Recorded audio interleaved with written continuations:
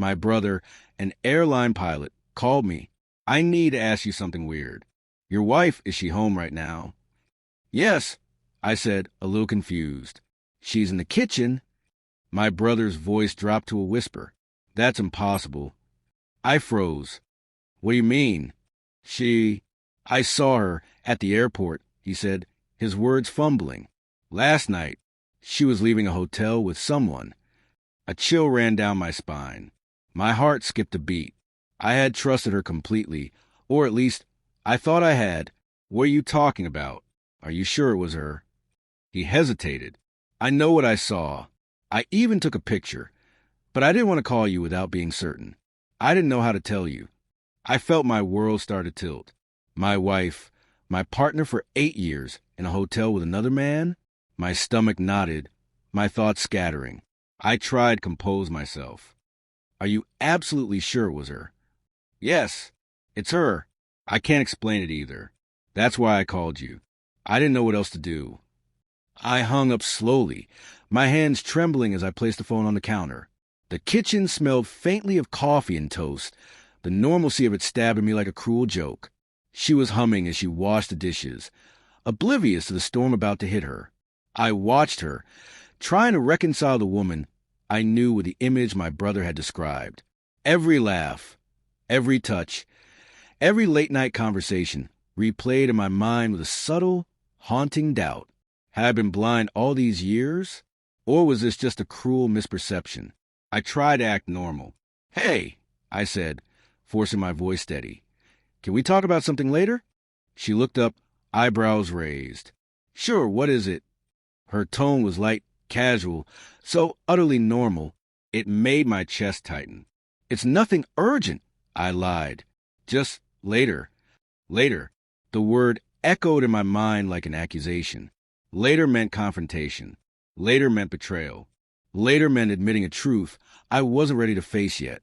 That night, sleep was impossible. Every shadow in the house seemed to harbor a secret. Every creak, every whisper of the wind through the blinds, sounded like her telling me a lie. I went over the conversation with my brother repeatedly, scrutinizing every word, every hesitation, every nuance. He hadn't been mistaken. I trusted him too much for that. The next morning, I went through the motions of breakfast, trying to act normal, but the tension was unbearable. She noticed my silence. Are you okay? She asked, touching my hand lightly. I pulled back, though barely. I'm fine, I said, but even I could hear the tremor in my voice. Later that day, I called my brother. Send me the picture, I demanded, though dread coiled in my stomach like a living thing. He texted it to me.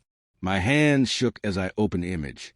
There she was, unmistakably her, laughing with a man I didn't know, leaning close as if the world beyond the hotel room didn't exist.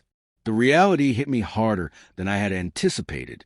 This wasn't speculation, wasn't a misunderstanding. This was betrayal.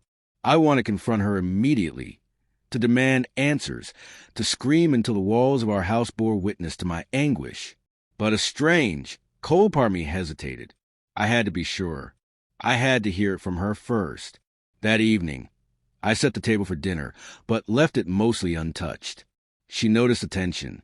You've been quiet all day, she said softly, sitting across from me. Something's wrong. Talk to me. I swallowed the lump in my throat. I need to know the truth, I said finally, the words tasting bitter. Last night, you weren't home. Were you with someone else? Her fork paused midair. Her face fell, a shadow passing over her features. Then she laughed nervously, too sharply. What are you talking about? I slid the photo across the table. Her eyes widened. She looked at the image, then back at me, and for a moment I thought she might dissolve into tears. But instead, her face hardened. It's not what it looks like, she said finally, her voice low. Then tell me what it is, I demanded, my voice cracking despite my efforts to stay composed. She looked away. It's complicated, she whispered. I didn't mean for you to find out this way. Complicated? I echoed, my chest tightening. You've been in a hotel room with another man. How is that complicated? Tears welled up, not just a betrayal, but of grief for the life I thought we had.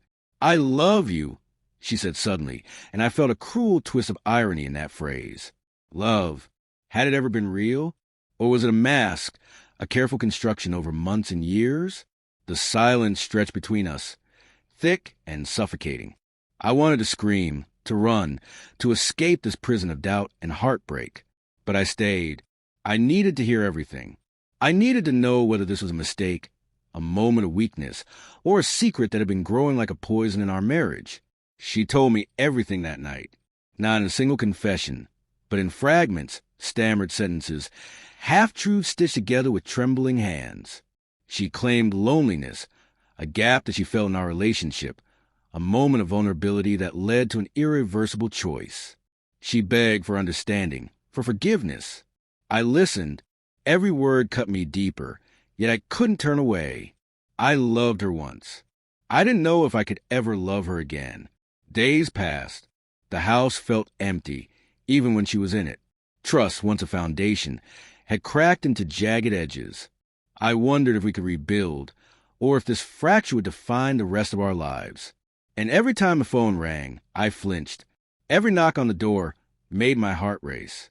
Every ordinary moment now carried the weight of betrayal.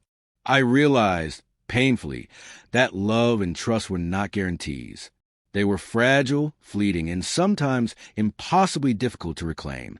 I don't know if we ever truly recovered, but I do know that I never saw her the same way again. And every time my brother calls, I remember that moment.